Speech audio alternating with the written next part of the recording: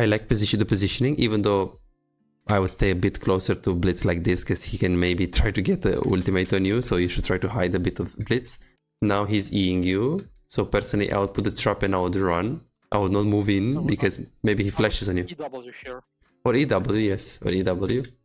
Because you see, you're staying too close to him, you're not respecting his E. Like, this is good. And I'm giving him an angle to attack me. Yeah, either put the trap or just EW, because he is using his E. So if he misses this fear on you, he can't do much. You just have to respect his ultimate and he can't do much. So you should, all what you have to do here is just back off, put it just EW or just W, back off, and don't move in. Now don't move in. And especially here, don't stand still. You see, again, same mistake. Repositioning yourself between each auto attack. It's crucial. This is why you lost this game. You see why I was talking the whole game about positioning, is because this is the 5th death of either Brand not respecting Brand ulti, Warwick ulti, or Seraphim ulti. And we're talking about the Seraphim that ulted from here to here. Not a very smart Seraphim. We're talking about the 1-8 Warwick that he was. Or we're talking about the Brand that, you know, he got hooked like 10 times. Hey guys, Pizza here, and in today's video we're gonna learn a lot about mid-game macro. Rotations, decision making, macro, when to be with the team, when to group. You'll have a lot of that in this specific game and even more. So if you like this kind of videos, please make sure you like, subscribe, hit the notification bell, especially if you don't want to miss out any bit of content that will make you better as an AD carry. Enjoy. Blitz is about to flash in. Look, Blitz is mid, Lilia is mid, you should be here right now. If they fight and they lose, Lilia dies, they get Baron, we lose the game. So if this is like Diamond, you potentially lose Baron, and it's, I mean, very bad, very bad. For this rank, it's just a medium mistake, it's not a severe mistake. The severe mistake is the positioning that we have for now, or that we're not kiting. This is like big for silver for now. Okay. Nice words. You're hiding behind someone. This is good. Warwick used the ultimate. This is good. Okay, we still... Okay, this is good positioning. You still walked into the queue of the Seraphim. This is good positioning. And I'm behind. This is good. Here, you shouldn't really move in. You should still keep a bit of distance between you and them. So they can tank whatever is coming up. But they can tank, yeah, because it's Seraphim Q that you're scared of. Here the same problem with the Brand, you see this? He's staying too close. Yeah, look at the positioning. Positioning is, I mean, it's not bad, but I would say just a bit more like here. Just in case Blitzcrank hits the hook here, I'm right here to hit the trap or to hit the Q. But you don't need to be too close to the Blitzcrank. So if you're here, this is your range, you have enough. You don't need to stay too close to Blitz. Because now, this would be perfect positioning. As you can see, ultimate of the, or passive of the Brand, yeah. Now it bounces from me to Nasus, from Nasus. Exactly, and then this is why Samara can win this. And Samara was, I think she was 4-9, so she was very weak. She was 0-6 or something like that. Yeah. Yeah, we threw. Brand dealt a lot of damage and Samira cleaned up. Yes, we threw this. Threw this very hard. I see. See. So we need to play some more Brand, and we need to play some Blitzcrank. Yeah, Blitzcrank maybe Nautilus, we'll see. Okay, let's see what is gonna happen here. So a few mistakes here. So first mistake, when you're pushing mid lane, they can always kill you. I can always kill you. Warwick, Seraphim, Brand. So if you push from mid pocket, is very bad. You should push from right pocket.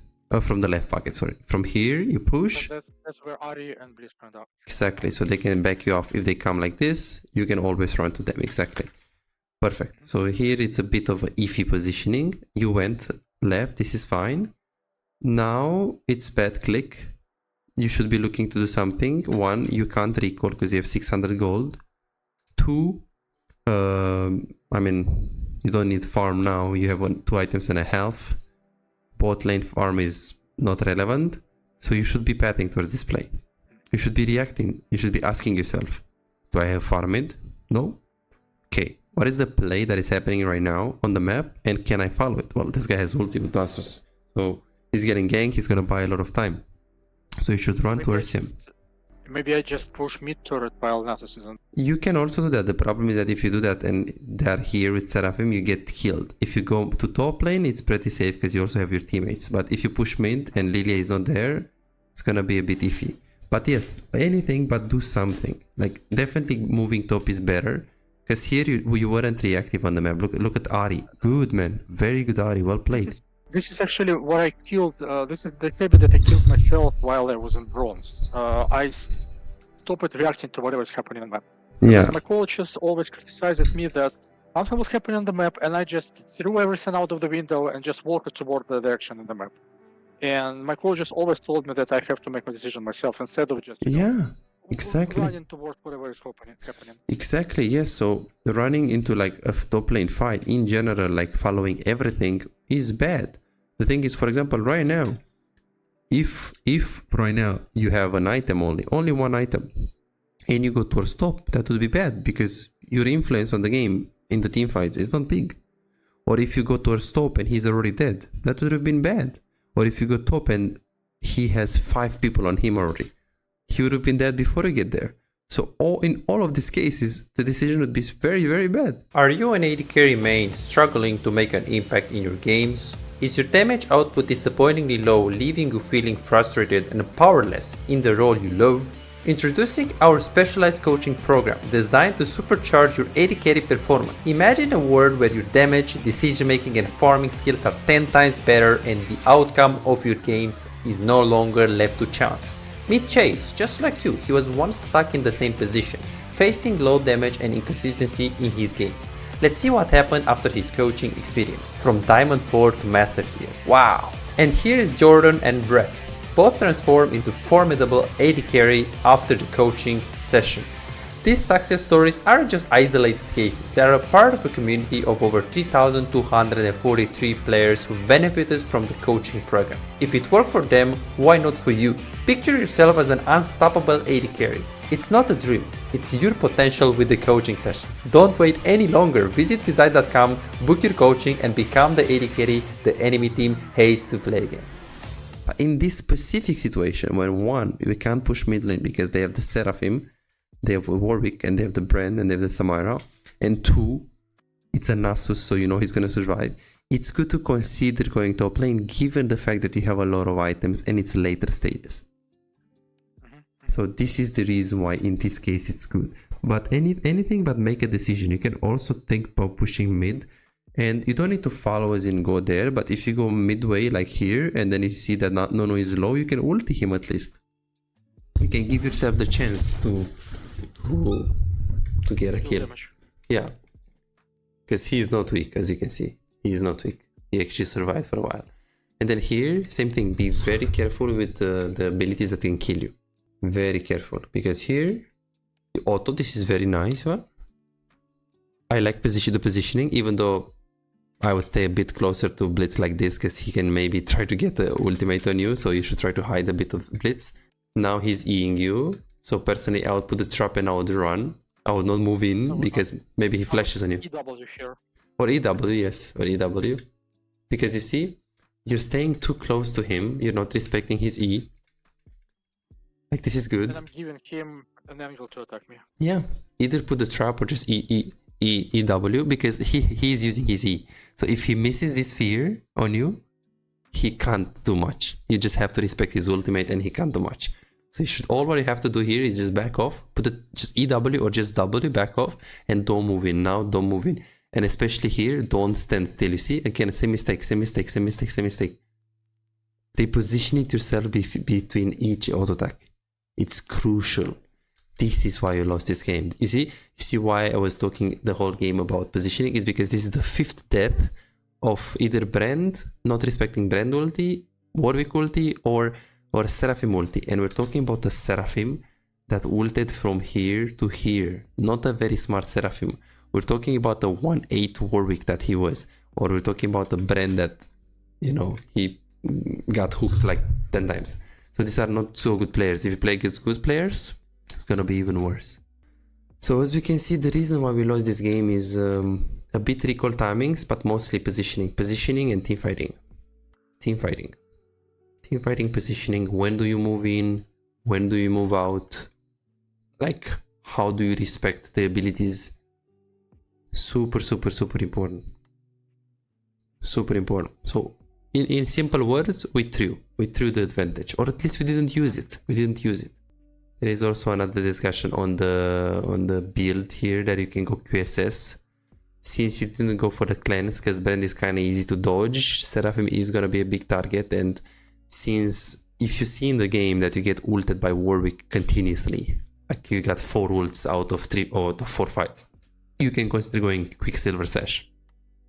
Just so you can QSS that, because you don't need damage now, you have so much damage. And then convert it into Mercurial Scimitar. I wouldn't even convert it. I would get crit, because obviously you need damage and you need good items like Rapid Fire Cannon and stuff.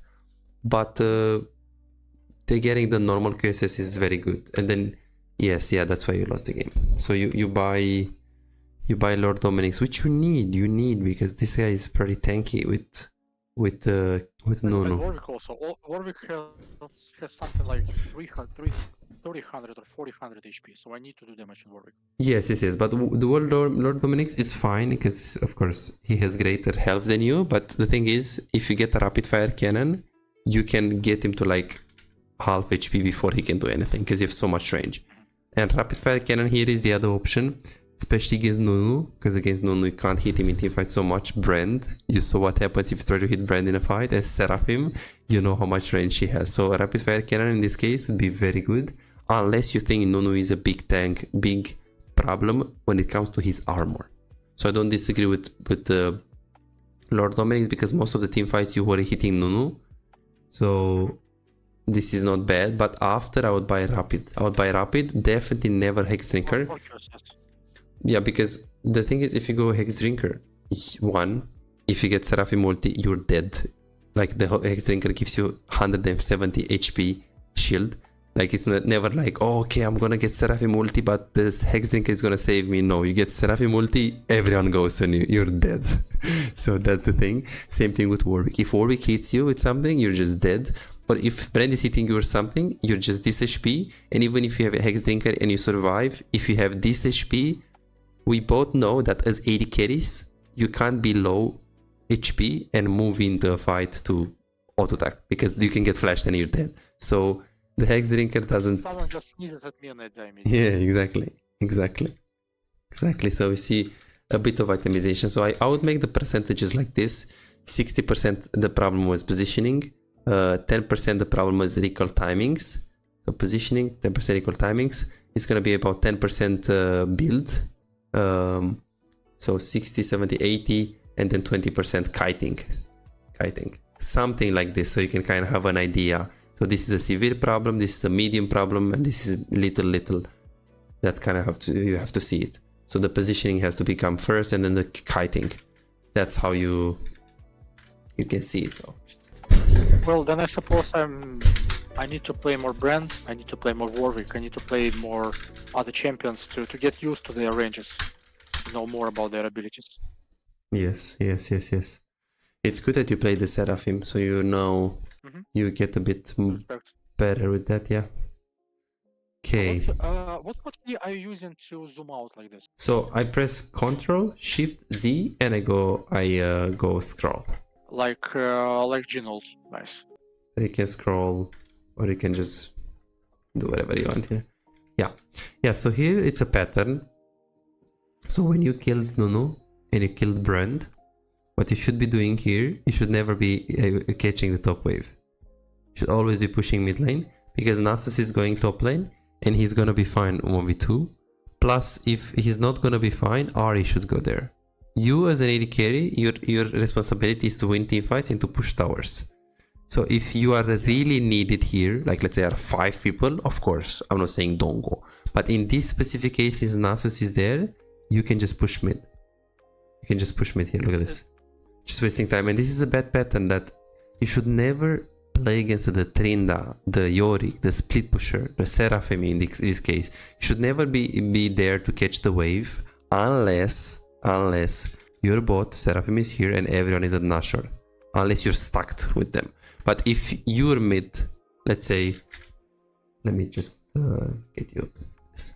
So Yeah, it's my job to get the turret. Yes. Like here, if you are AD carry and like this, and Trinda is pushing top lane, it's never you that you go there. It's always the top laner or the mid lane. And of course, if no one is going there, and let's say they are all going Drake, and you're pathing towards him, that's okay. Like if you're forced to stay with him, that's okay. If you're forced to go inside lane, that's okay. If you're super forced, but if you can ping your top lane to go there before you move, so you're in the team fights, it's always better. So you staying on the side lane will handicap your teammates, especially after 20 minutes in the game when Baron is up. So here you should have the pattern to go mid lane and push the towers. So you see, we threw the lead and we didn't really convert it. We didn't really do the right thing with the macro. Whether it be because we weren't too active on the map later on, or simply because we tried to play a bit too aggressive. Okay, let's see the positioning here. So Seraphim ulti, Warwick top, Warwick ulti, Brand ulti, and that's pretty much it. And maybe the W of the Nunu. This is what we need to respect here. So she ulted. Personally, I don't like that you're so confident, because the ulti could have been just on you here. You were like going in. Okay, so you reacted a bit. He got engaged. You go on the Seraphim. This is on this guy. You auto attack. You position. Yeah. Okay, you auto attack. I hope you position it here after you auto attack. Oh shit, no. Because you don't want to be close to the Seraphim in case she stuns you. Yeah, you should try to be like now. You should have been here. Auto attack, click here. Auto attack, click here. Auto attack, click here. Just so you can be close to Lilia and Nasus. Oh, I see. So this didn't hold you back in this case. Like you see how this positioning is holding you back. You should have been here. The kiting. It's actually losing you the game. Wow. And I just didn't expect Ari to die there. I thought Ari is actually crashing them and we together could kill them. But Ari just died. Look at this. Lilia, Ari, see? Yes, but I actually walked toward Ari here. Seraphim is really tanky. Like Seraphim has like Zhonya's. It's much better to just hit the first target, because you're not playing Samira or Vayne. You're playing Caitlyn. If you get caught, you're dead. Your advantage is range. So if you try to go on this target, it's usually bad. So here, you should really try to stay with Nasus and Lilia. It's much higher play than playing with Ari in this case, because it's 1v3 and you can get flashed on. Look at this. This, you stay and you kill Nunu here, compared to you going 1v3. Because now, Brand might have exhaust, might have ulti, might have flash, Warwick same thing. And here you should just flash the ulti of the guy, kite the Brand. You can still win this if you play it really well. But yeah, you should just stay with Nunu. If Nunu dies, Lilia never dies, and then you just win the game.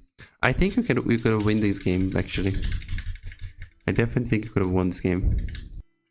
I see. Okay, you go bot, but then you just stay with your teammates. That's fine. I would never take Krax here. You have 4 items. Farm doesn't matter as much. So now I would actually just stay with Lilia, because she's face checking here. I would not start this. We need to get vision for the Drake. Like, look, you should have been here with Warwick. Look at this. You could have been there. You could have put some traps, and you're just doing this. See, you go Mo, but I don't know if Mo is gonna save you at all. It's useful, but it's not gonna really help you to carry the game. Yeah, look at this. What did Mo do? You're gonna die anyways. So that's the problem here. I see. Okay, good. It's good that we had this opportunity to look at this game. It looks so good on match history. I really wanted to look at this. $5. If you have problems improving and getting better in the game faster but cannot afford booking coaching, on my Patreon you can access more than 627 VOD reviews, premium videos about how to wave management, mid-game macro, and tier lists that will show you the best champions to climb and to improve for your elo. And these are not on YouTube, this is only on Patreon, they're exclusive. Moreover, you can participate in the free coaching waiting list to get a premium VOD review. I'm giving away 2 free VOD reviews every single week. All what you need to do is simple 2-step process. Subscribe to my Patreon and share your OPGG, and voila, you are on the waiting list. You're gonna get a personalized VOD review for any game in your match history. For just $5, you get not only the free VOD review, but a whole bunch of exclusive benefits that will supercharge your gaming experience. It's a small investment for a big return. and it's just $5. It's no brainer, right? But here is the deal, you've got to act quickly. The waiting list is already filling up fast. 55 people already subscribed to the Patreon, and there are 6 people that they already are on board, they are on the waiting list, and more are joining every moment. Now, do you want to secure your spot for a free VOD review? Go ahead on my Patreon and reserve it right now.